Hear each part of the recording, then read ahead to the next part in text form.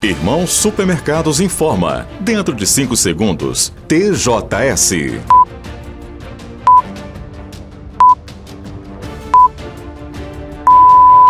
Sempre em dia com a informação. Este é o TJS chegando em mais uma edição para vocês. Saudações a todos.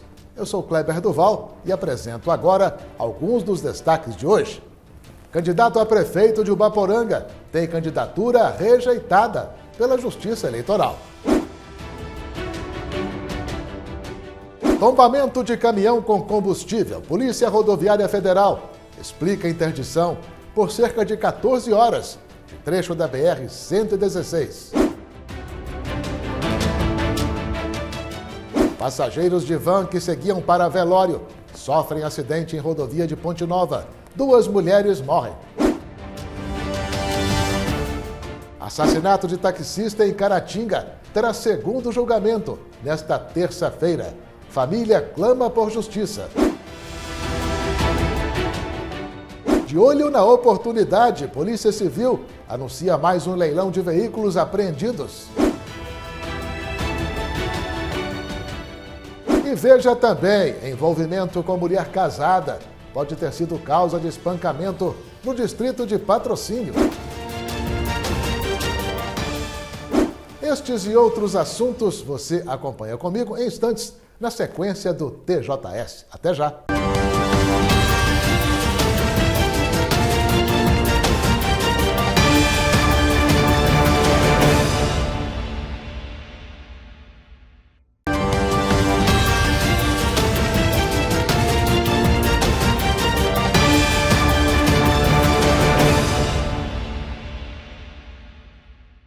Olá, voltando com a sequência do TJS. Será julgado pela segunda vez em Caratinga nesta terça-feira o homem acusado de ser o mandante do assassinato de um taxista na cidade. No primeiro julgamento, em 2021, ele foi absolvido. O taxista Jonatas Ferreira de Assis, de 43 anos, foi encontrado morto com um tiro na nuca, na rua Eliane Tiola, bairro Esperança, dentro do carro dele. José Bento Ferreira, o réu, teria mandado matar Jonatas por este supostamente estar lhe devendo dinheiro de um empréstimo para que ele pudesse ir para os Estados Unidos. O advogado de acusação Dário Júnior, que conseguiu a anulação do primeiro julgamento de José Bento em 2021, no qual ele foi absolvido por 4-3, irá atuar novamente contra o réu. Veja bem, esse foi um homicídio feito de forma covarde, né? Há tanto que a acusação de homicídio duplamente qualificado, por motivo torpe e por recurso que impossibilitou a defesa da vítima. Primeiro, motivo torpe, porque se tratava de uma extorsão de uma dívida já paga. A pessoa queria receber uma dívida que já havia sido paga pela vítima e pela sua família e pretendia isso, né, de uma forma ameaçadora. Tanto que acabou concretizando o homicídio. A outra qualificadora, que é uma qualificadora que a gente chama de objetiva, é o recurso que impossibilitou a defesa do ofendido. Por quê? Foi um crime de pistolagem. Ele trabalhava de taxista aqui no centro de Caratinga, foi atender um passageiro e em determinado momento da corrida ele levou um tiro na nuca, né? O passageiro o matou com um tiro na nuca sem qualquer chance de defesa. E o que aponta para esse acusado, José Bento Ferreira, é que ele foi o autor das ameaças. E tempos antes, ele havia tentado, de fato, já contra a vida do Jonatas Ferreira de Assis, conhecido como Jonatinha.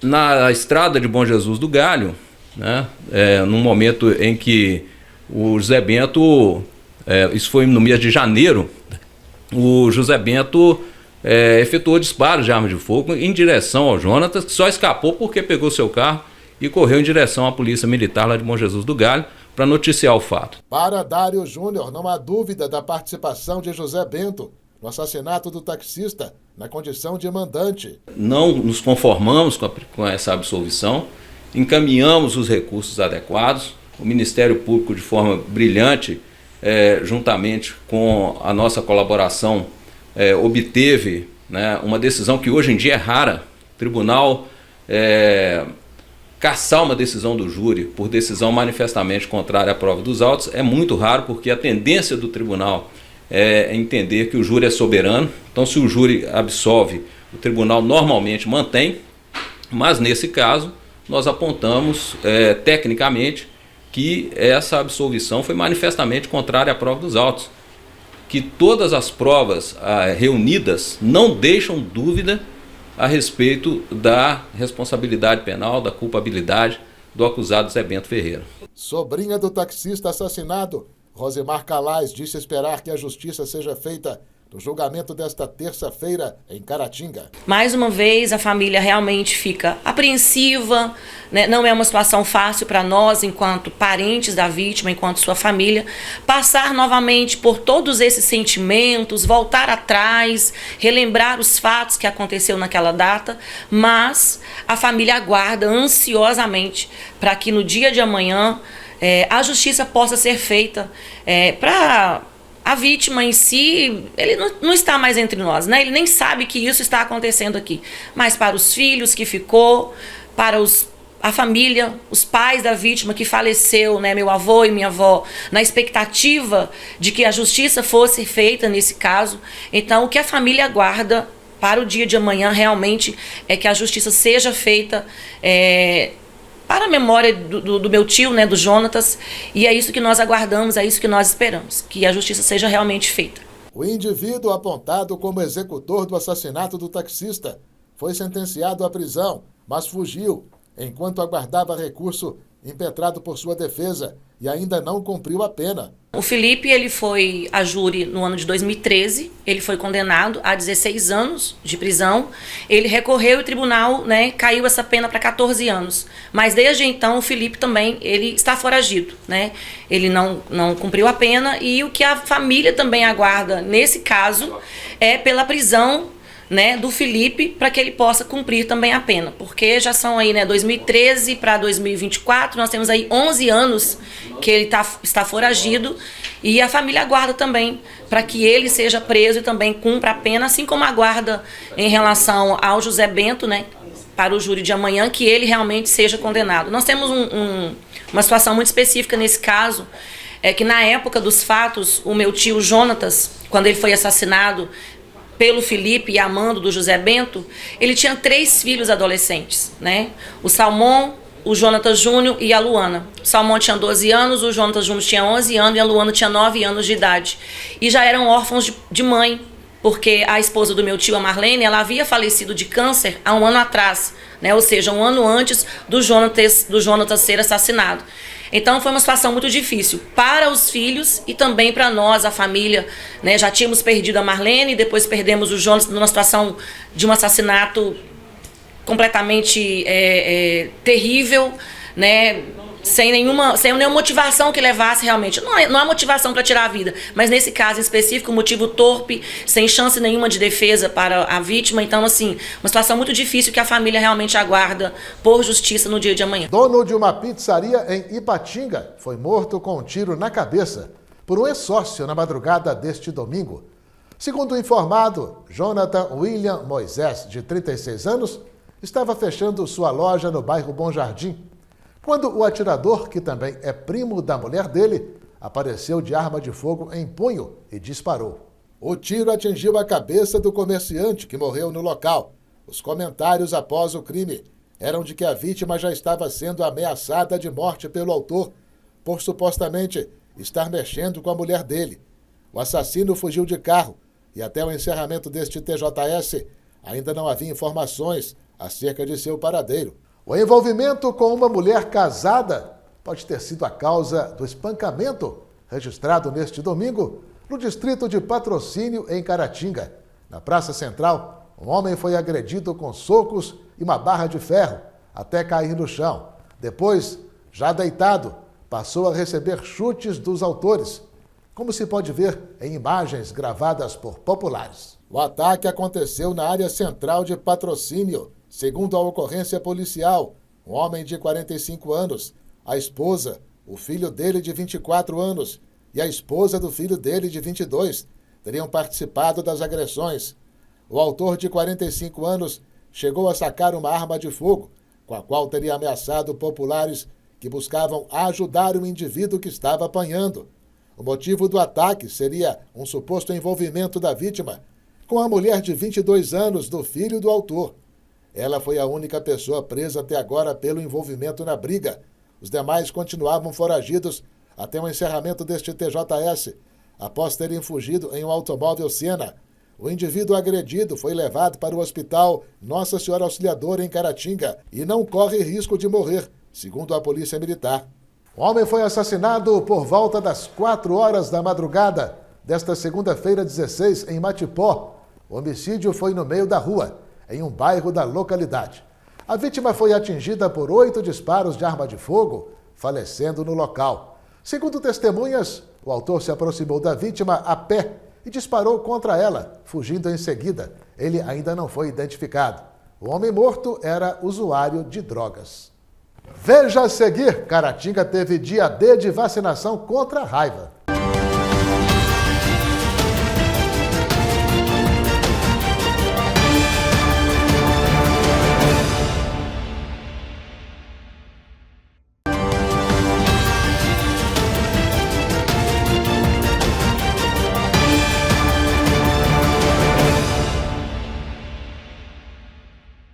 Caratinga promoveu neste sábado último o dia D de vacinação contra a raiva. A campanha se desenvolveu durante todo o dia. A ação, organizada pela equipe de zoonoses da Prefeitura, abrangeu toda a cidade, visando proteger cães e gatos e prevenir a propagação da raiva, uma doença grave que também pode afetar humanos. Diversos postos de vacinação foram distribuídos pela área urbana, para facilitar o acesso da população. Todos os anos, né, a gente faz a campanha com vacinação antirrábica, né, lembrando que raiva é uma zoonose, né, é uma doença que passa do animal para o ser humano, então assim, tem que ter esse cuidado e o único meio de prevenção é a vacina. Então todo ano a estimativa é em torno de 16 mil animais, né, em todo o tamanho do município, em relação a perímetro urbano e aos distritos também, né?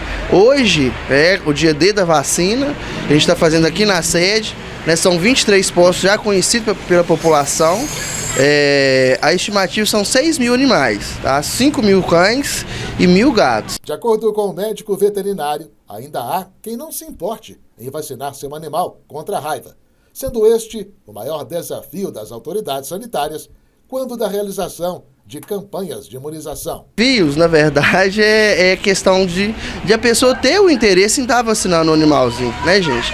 A população ela tem que ter consciência de estar fazendo a prevenção, né? A gente sabe que a raiva é controlada, mas através da vacina, então sim, tem que ter a vacina.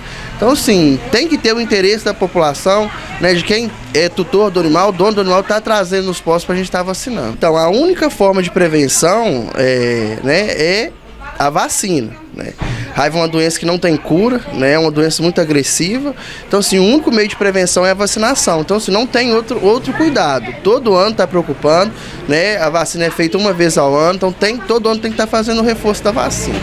E por falar em vacinação contra a raiva, na manhã desta segunda-feira, uma coletora de material reciclável de Caratinga procurou o Sistema Caratinga de Comunicação para pedir providências quanto a cães soltos nas ruas da cidade.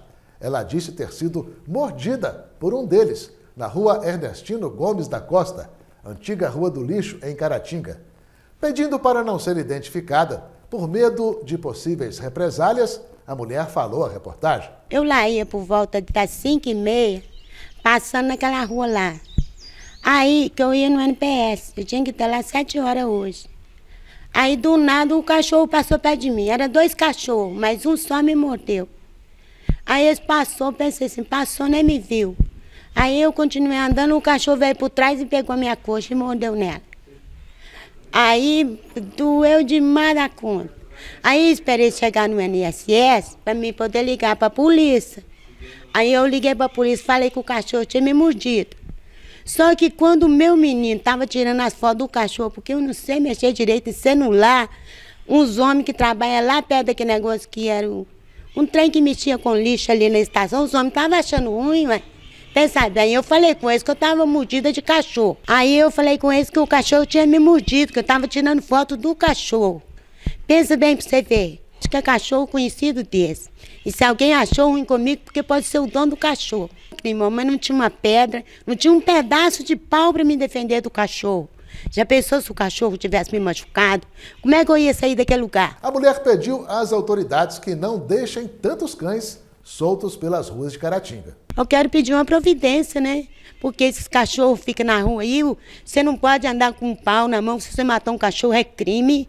Pensa bem pra você ver. Mas o dono do cachorro que te morder, ele não tá nem aí pela vacina. Agora, eu vou subir no posto, se não tiver vacina, vou ter que comprar lá dinheiro. Não é errado? E eu vivo de reciclagem, gente. Postulante à Prefeitura de Ubaporanga, Gilmar de Assis Rodrigues, teve a sua candidatura invalidada em primeira instância pela Justiça Eleitoral. Gilmar, que já comandou o município, foi denunciado pelo Ministério Público Eleitoral com base em 2 condenações criminais por decisão transitada em julgado e pela existência de contas julgadas irregulares pelo Tribunal de Contas quando ele administrava Ubaporanga entre 2009 e 2012. A irregularidade envolveria o não repasse de contrapartida do município em convênio assinado com a FUNASA, Fundação Nacional de Saúde, relacionado à construção de uma rede de abastecimento de água, tendo por isso sido Gilmar condenado a 8 anos de inelegibilidade, a partir da promulgação da sentença no ano passado, e a pagamento de mais de R$ 78 mil, a título de ressarcimento aos cofres públicos. Em 2020, Gilmar também foi condenado a 5 anos de reclusão, em regime fechado, acusado de tentar matar a tiros o presidente da Câmara de Ubaporanga durante uma perseguição de carro, tendo inclusive cumprido pena na penitenciária Nelson Hungria, em Contagem. Ainda cabe recurso a Gilmar em relação ao indeferimento de sua candidatura. Uma residência foi inteiramente destruída na noite deste domingo no bairro Vila Celeste, em Ipatinga, por um incêndio. Felizmente não houve feridos, pois não havia ninguém em casa no momento do ocorrido. Não sobrou nada do imóvel e nem do que havia em seu interior: roupas, móveis, eletrodomésticos e utensílios. O fogo foi tanto que os bombeiros militares precisaram de 7 mil litros de água para apagá-lo. Parte da residência desabou. As causas do incêndio não são conhecidas e estão em investigação. E vamos saber agora como ficará o tempo em Caratinga e região nesta terça-feira.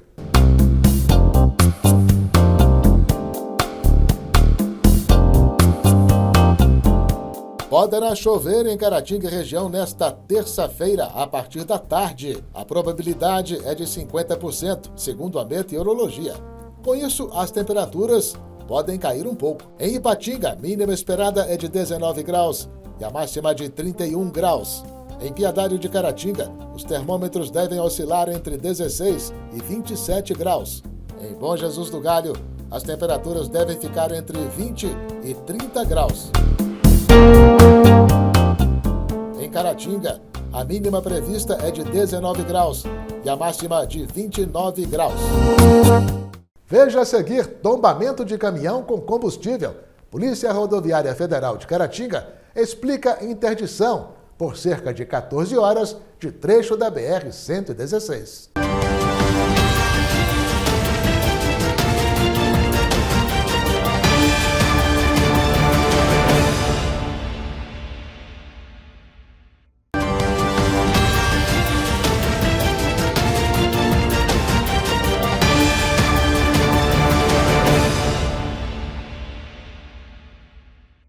Durou cerca de 14 horas a interdição de trecho da BR-116, próximo a Santa Rita de Minas, devido ao tombamento no local de um caminhão carregado com gasolina e óleo diesel. O veículo ficou seriamente danificado e houve derramamento de combustível. O acidente aconteceu por volta das 21 horas de sexta-feira. O trecho afetado ficou interditado ao trânsito nos 2 sentidos, até por volta das 11 horas da manhã deste sábado. A situação provocou grande fila de veículos. Mas será que houve exagero na interrupção do trânsito na rodovia por tanto tempo? A primeira medida que a gente tomou ali, juntamente com a Eco Rio Minas, foi interditar a via. porque há um risco grande de incêndio. Ainda mais nesse momento que estamos vivendo no país, né, de seca para todo o país, e aqui na nossa região nós estamos tendo frequentemente incêndios nas matas, na vegetação da região aqui, o risco se torna maior ainda, né? Geralmente um acidente com tombamento de carga de combustível, no caso que seria com gasolina e óleo diesel, o risco de acontecer um incêndio, uma explosão é muito grande.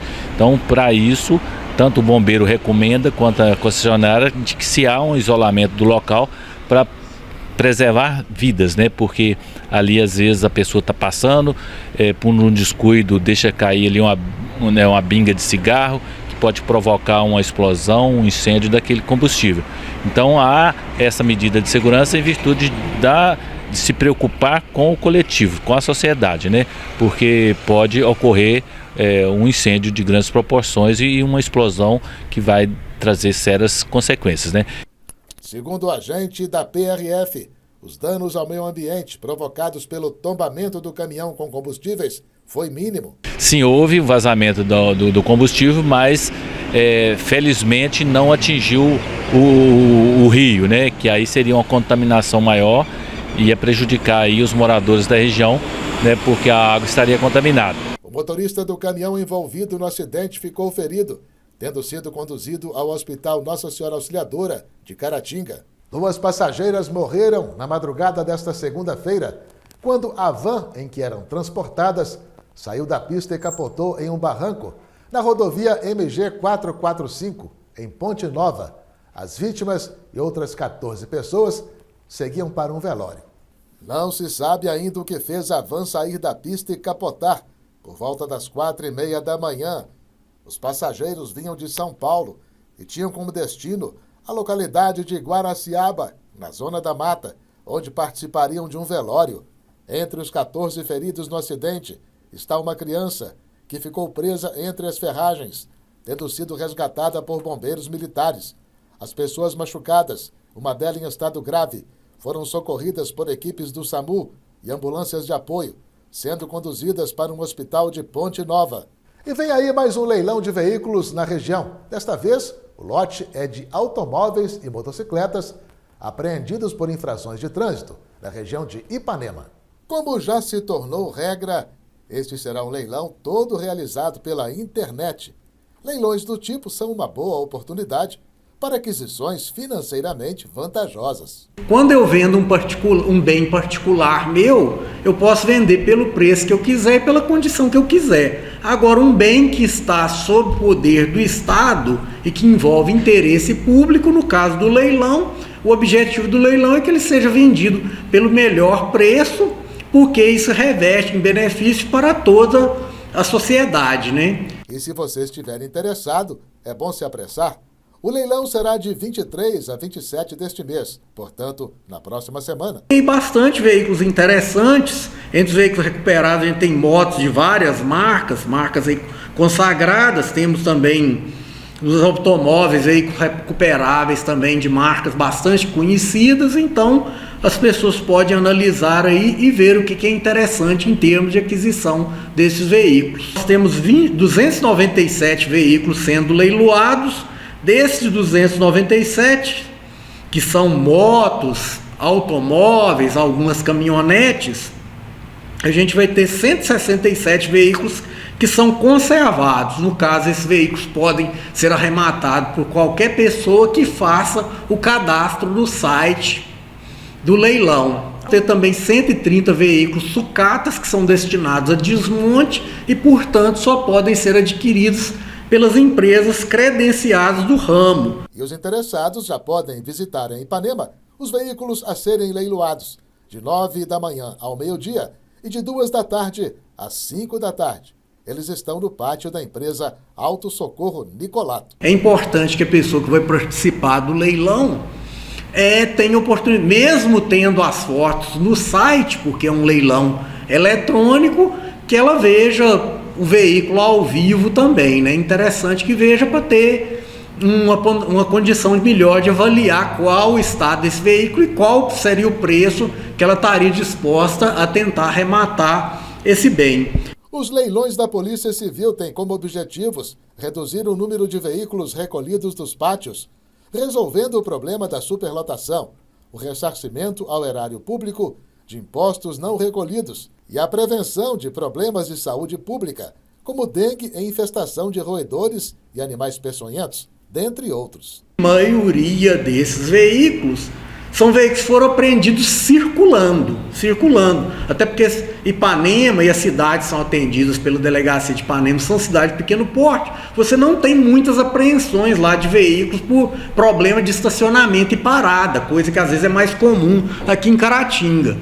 Então, se o veículo não estava estacionado e nem abandonado, ele estava circulando, normalmente era um veículo que funcionava, vai ter lá um tempo que estava apreendido, isso gera uma deterioração, mas na maioria das vezes uma deterioração pior externa, né? Pintura queimada, às vezes um banco de moto que está ali desgastado, mas muitos desses veículos não tem um custo muito alto para a pessoa voltar a colocá-los em circulação. Esta segunda-feira, 16 de setembro, é o Dia Nacional de Combate e Prevenção à trombose. A doença consiste na formação de coágulos que impedem a livre circulação sanguínea. A data mobiliza médicos e pesquisadores para alertar sobre os riscos da doença, que afeta milhares de brasileiros todos os dias. Cláudia fez 2 cirurgias de varize, veias dilatadas e tortuosas que se desenvolvem abaixo da pele. A primeira em 2012 e a segunda 4 anos depois. Mesmo com alguns cuidados, ela teve outras complicações vasculares e trombose nas 2 pernas, o que é raro.